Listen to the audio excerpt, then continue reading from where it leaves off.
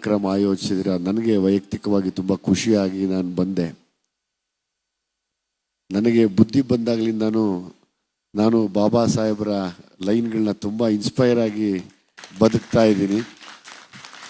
So ಅದಕ್ಕಾಗಿ ನನಗೆ ತುಂಬ ಜನ ಶತ್ರುಗಳು, ಆದರೆ ನಾನು ಅವ್ರಿಗೆ ಗುಲಾಮ್ನಾಗಲ್ಲ, ಆಗೋದು ಇಲ್ಲ ಯಾವತ್ತೂ. ಏನೂ ಮಾಡೋಕ್ಕಾಗಲ್ಲ. ಅವ್ರನ್ನ ಫಾಲೋ ಮಾಡಿದಾಗ ಶತ್ರುಗಳು ಜಾಸ್ತಿ ಹುಟ್ಟುತ್ತಾ ಇರ್ತಾರೆ.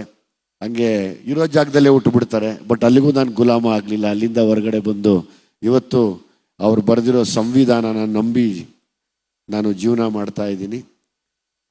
ನಾನು ತುಂಬ ಅವ್ರನ್ನ ಅನುಸರಿಸ್ತೀನಿ. ನನಗೆ ಇನ್ನೊಬ್ಬ ಪ್ರೀತಿಯ ಗೆಳೆಯ ಮೌರ್ಯ, ಬಾಮ್ಮ ಇಲ್ಲಿ ಬಾಯಲ್ಲಿ ದೊಡ್ಡ ನನ್ನೊಟ್ಟಿಗೆ ಯಾವಾಗಲೂ ಸದಾ ಬಾಬಾ ಸಾಹೇಬ್ರನ್ನ ಜ್ಞಾಪಿಸೋಕ್ಕೆ, ಅವರ ನಡೆ ನುಡಿಗಳನ್ನ, ಅವರ ಯೋಚನೆಗಳನ್ನ, ಚಿಂತನೆಗಳನ್ನ ಜ್ಞಾಪಿಸುವಂಥ ಮೌರ್ಯ ನಾನು ಯಾವಾಗಲೂ ಜ್ಞಾಪಿಸ್ಕೋತೀನಿ. ನನಗೆ ಸದಾ ನಾನು ಕೆಲವು ವಿಷಯ ಓದದೇ ಇರೋದನ್ನು ತಿಳಿಸುವಂಥ ನನ್ನ ಒಬ್ಬ ಒಳ್ಳೆಯ ತಮ್ಮ ಅಂತ ಕೂಡ ಹೇಳ್ಬೋದು. ಮತ್ತು ಬಾಬಾ ಸಾಹೇಬ್ರ ಅನ್ಯಾಯಿ ಕೂಡ.